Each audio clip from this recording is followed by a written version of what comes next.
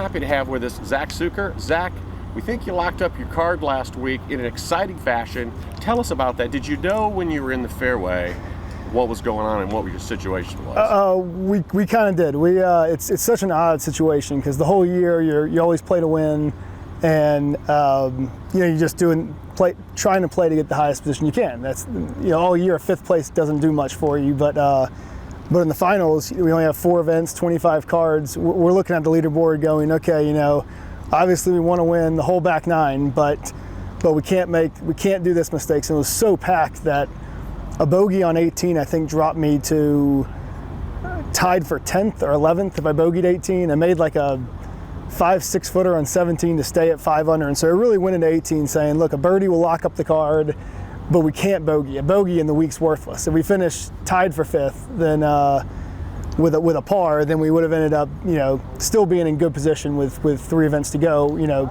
But so we were looking at it going, if we get a really good number, which we did, we're like, we got to attack. We can't go left, but let's try to make birdie. But obviously we knew we couldn't go left, and that's probably the best shot of my life under the circumstances.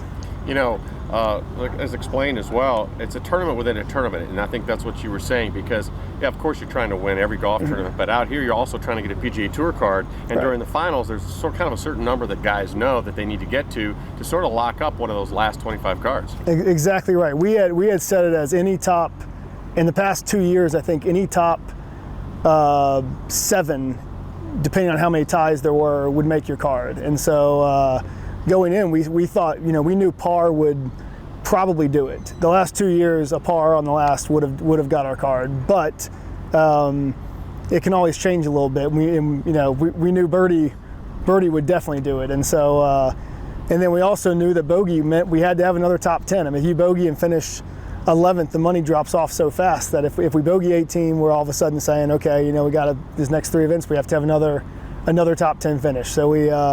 Yeah, it's crazy looking at all the scenarios. It's such a packed leaderboard. I think it was, there were when I was on 18, there were 5 guys at 5 under. I think there were 5 more at 4 under. And so it was just so jam-packed. It's amazing. Zack, I noticed on social media as well, your wife, Courtney, and you're expecting. That's right. That's right. We're going to talk about that. But she was so proud of you, and she had screenshots from the broadcast, and it had to just really make you feel fantastic. Exactly right. I know she wanted to be there because she comes to almost everything, and so just being home, we're due in mid-October, and so just being home, I know she didn't like it, but it was on TV, so she was able to watch most of the back 9 and